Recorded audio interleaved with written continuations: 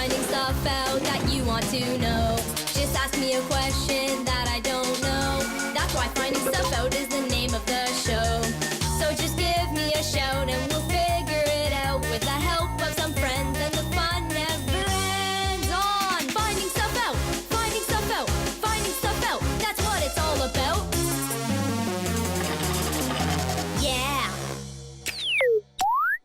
Hi, welcome to Finding Stuff Out, the show where I answer all your questions. So, let's take a look at the first question. Why, when you scratch a chalkboard, it makes that kind of noise? Why? So that when a teacher wants to get your attention, they can do this. I don't know why it makes that sound, but by the end of the show, I'll have the answer to your question and all things sound related. Speaking of sound, let's listen to this question from Jonah. How come when you make the volume very loud, you vibrate? Me? I kind of vibrate all the time. But let's see what happens when we crank up the sound. Getting louder and louder. My ears are starting to buzz. Starting to vibrate.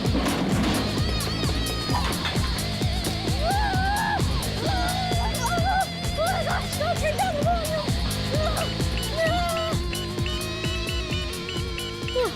Okay, it's a little better. There we go. What happened there? Watch this. Anything that's a sound is really vibrations. We think that air is nothing, right? But it's full of these teeny tiny molecules, so small you can't even see them. When the rubber duck squeaks, it pushes these molecules in the air right next to it. See? They get pushed, and they push the molecules next to them, and they push the molecules next to them, and so on, all the way to your ear, where your ear turns all those vibrating, pushing molecules into sound.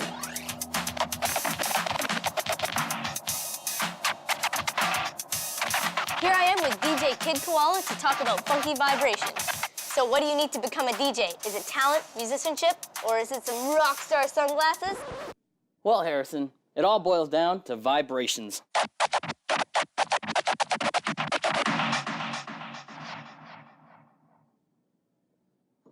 Oh yeah, it does vibrate.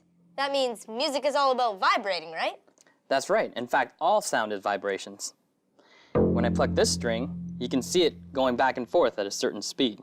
That's what we call the frequency, and that dictates what note you hear. That one's vibrating quite slowly, so it's a low note. This string vibrates at a higher frequency, so it'll be a higher note. Yeah, I can see it moving really fast. Exactly. So all music is just different notes vibrating at different frequencies. Cool. Your voice actually vibrates too. In fact, we can see that with our eyes. Let's go record it. Okay. All right, Harrison, we're rolling. Okay. Take it away.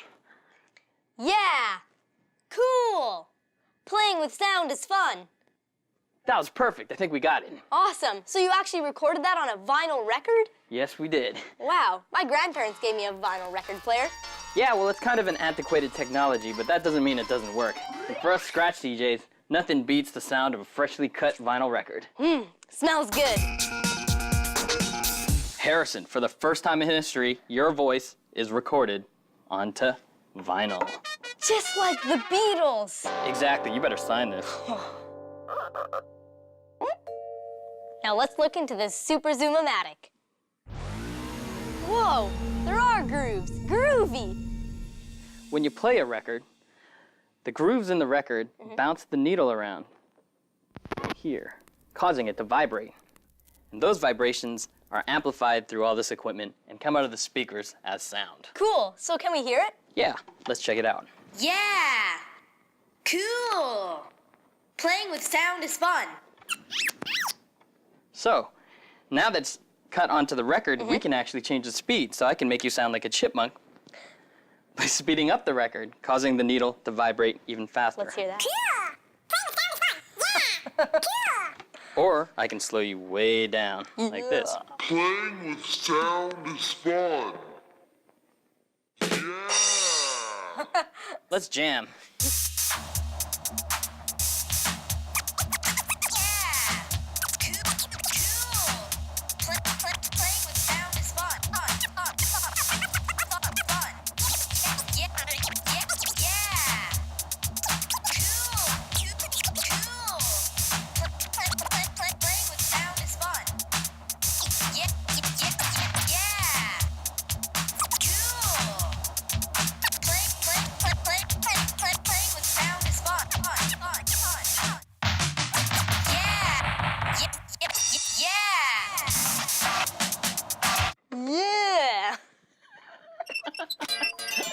Why are they called the eardrums?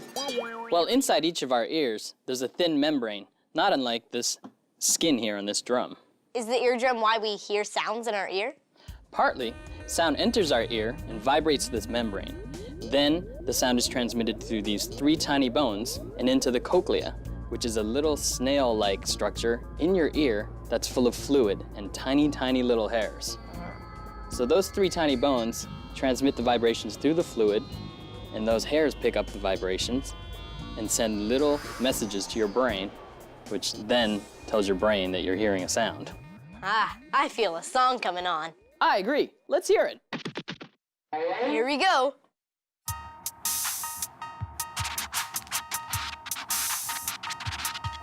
They're surrounded by a fluid, by a liquid like water, so vibrations cause ripples like a vibration oughta. And those liquid vibrations get sent right over here to some tiny microscopic hairs in your ear. Hairs in your ear? Dude, you must be insane. But those hairs in your ear send signals right to your brain. Your brain understands those signals as sounds, and that's how the process of hearing goes down. Wow, I hear through ear hair?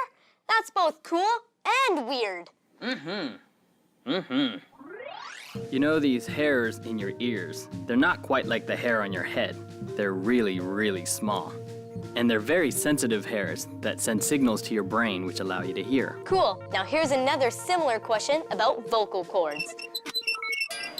How do your vocal cords make sounds? To answer your question, please welcome my special guest, opera singer Lindsay Michael. Hello, Harrison. It's very nice to meet you.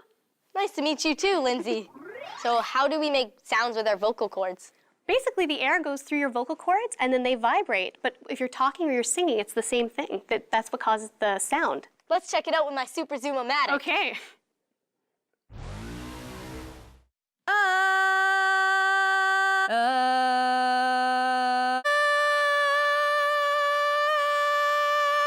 Do you want to do a duet with the Finding Stuff Out song? Okay, let's do it. Okay, If you put your hand on your throat, you can feel it happen. Okay, so after 4? Okay. Okay, 1, 2, 3, 4. Finding stuff out, finding stuff out, finding stuff out. That's what it's all about. Do you feel it? Yeah, it's vibrating. Yeah. It's cool. That's where the sound comes from. You have some pretty special vocal cords. How do you make such amazing sounds and stuff? It's a lot of practice, Harrison. I've been working at it for years and years and years. And everyone has a special sound. You know how everyone's voice sounds different? Yeah. You can always recognize a friend's voice in a crowd? Yeah. That's because our bodies are different and your body is your instrument. So depending on the shape and size of your vocal cords, you're going to have different sounds. Also, the sound resonates in your head too, like in your nasal cavities. So that's why everyone's voice sounds different. And so if you train it, you can make it a really beautiful singing voice, but it's always going to sound like your voice. So how do you train your vocal cords? Well, you train your vocal cords by working on your breath. So you control how much air goes through your vocal cords so you can make the sound very high or very low so it sounds consistent all the time.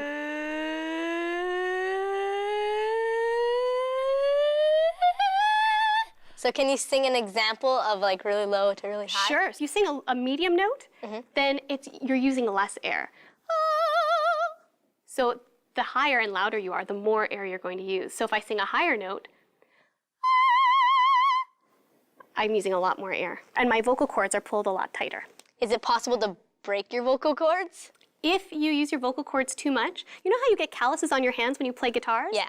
If you are really not careful with your voice, you can get calluses on your vocal cords. Wow. Called nodes. That's not good. That's not good. But I mean, you have to be really abusing it or shouting a lot or singing way too much too often without taking care of yourself for that to happen.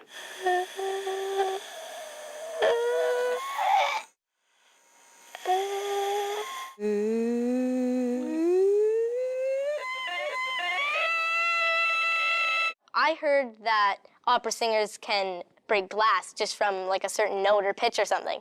That's true. You can break glass with sound. And it's pretty amazing. I've been trying, and I'm coming very close to making the glass break, but right now I can just make it vibrate.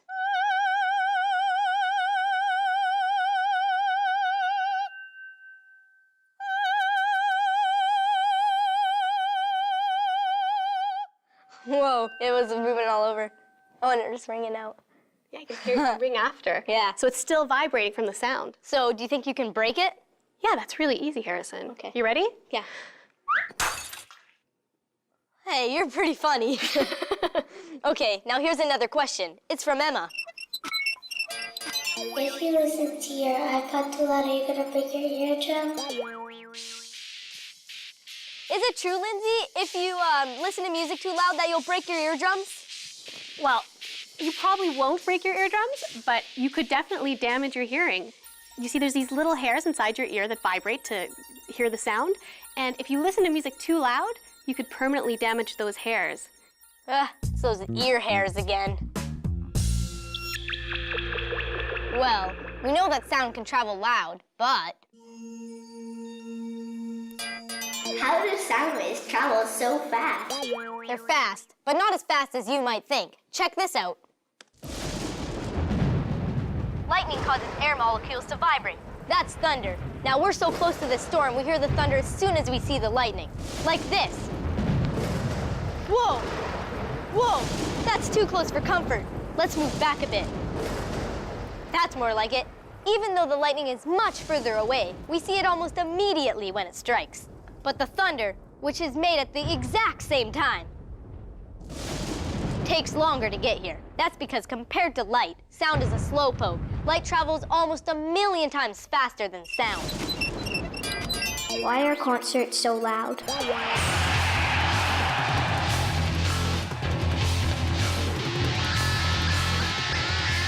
So that people in the back can hear, man.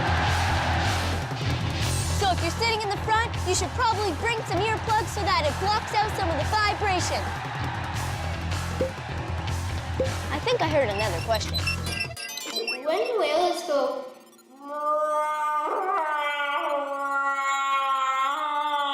Are they really communicating, or are they just going... for no reason? Well, Wolfie, I went to my favorite neighborhood aquarium. Hey, Harrison. Hi, so... To find out the answer from my favorite aquarium person, Nicole Can. And she says that whales not only communicate with each other using sound, but some of them, like belugas, use the same trick as submarines. They actually use sound to figure out where to go. It's incredible. It's like they can see using sound. It's called echolocation. Basically, they make these really high-pitched click sounds, and they send them from their blowholes on the top of their heads to their melons, also called their foreheads. And as they send the sound out of their melon, it goes into the water, it hits something, and bounces back to them. And by listening to the echoes of their sounds, they can form mental pictures of their underwater world. So it's almost like they can see in the dark using just their sounds. Wow, that's really cool.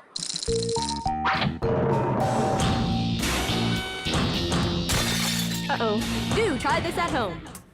Not all humans can hear the same frequencies. So what sounds can you hear? Do you have bat-like hearing? Let's find out. See the number 0 at the bottom of the screen? It's moving up because I'm broadcasting a tone. As soon as you can hear that tone, make a note of the number.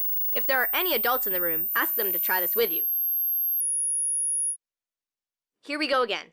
Remember that number.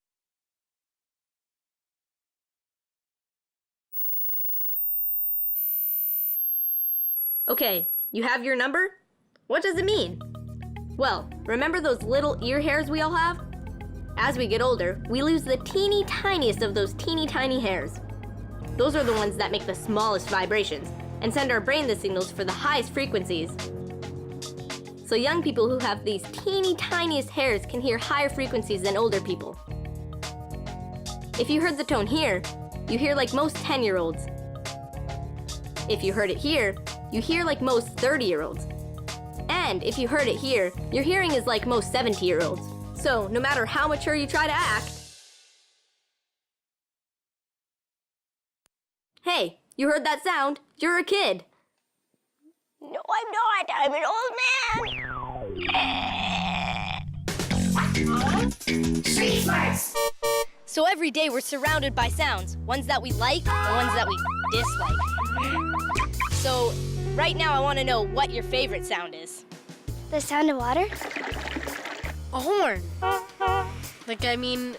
A siren. Ripping the grass out and then blowing grass in a fan. It's weird, I know, but it's fun to hear. That is a little weird, but I understand. My favorite sound is the ocean wave. Rain is falling down. It makes me really sleepy. The wind. The puck hitting a hockey post. I know it's weird, but my favorite sound is popcorn kernels popping. Popcorn is pretty tasty. I love popcorn. Yes, it is, and it is awesome.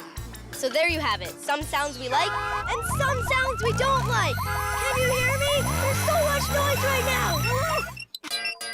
How come when you scratch a fork to your plate, it makes some people have the shivers? Yeah, how come when you scratch a fork on your plate, sometimes it makes you shiver? Don't you hate that sound? That means there's no pie left on your plate. But that's not why it gives you shivers. The short answer is adrenaline. When an animal hears something scary, their body releases a chemical called adrenaline. Adrenaline makes them super ready for running away or fighting. Also, their hair stands up, which makes them look bigger and scarier too. Some scientists think that the squeak of chalk or the sound of a fork on a plate makes a sound similar to the shriek of apes when they're in danger. So when our prehistoric ancestors heard that kind of noise, their hair would stand up to make them look bigger and scarier, ready to fight or take flight.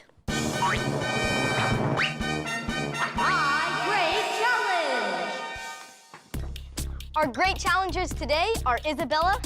Hello. And Clara. Okay, so your challenge today is to combine different items to make horrible noises. You each have 10 tries. Every time you make Lindsay shiver, you get 1 point. Are you ready? Yeah. Okay, go.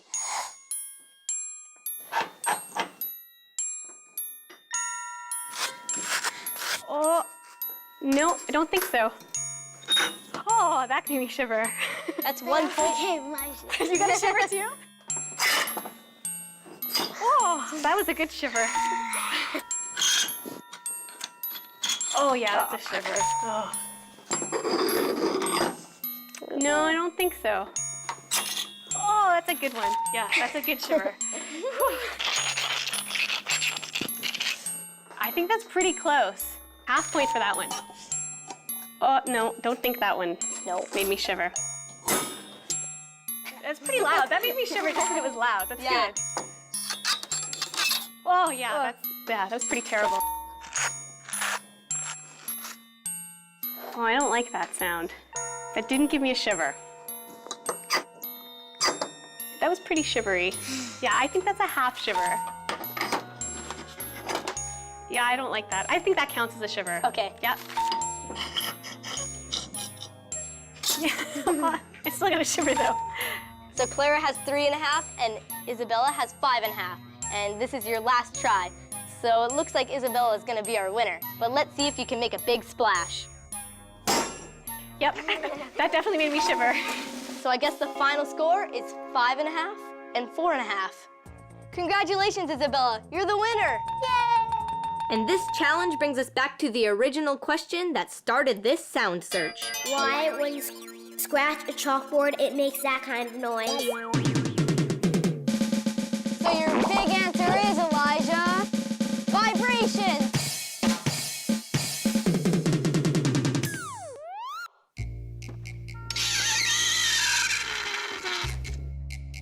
My nails and this chalkboard vibrate when scraped together.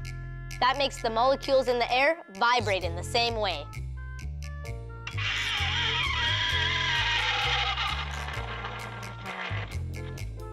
Enough with the horrible sounds. Now let's listen to something that sounds really cool.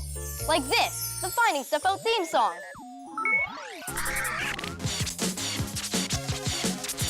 My name is Harrison and this is my show.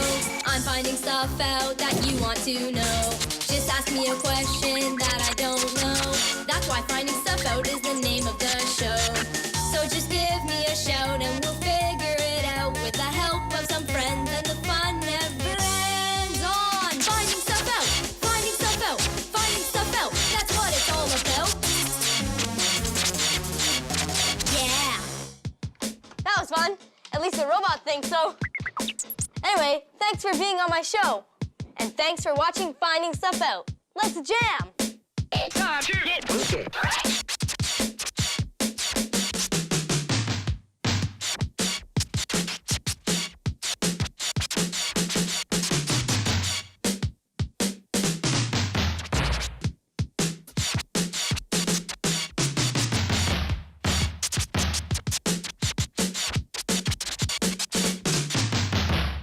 Mm-hmm.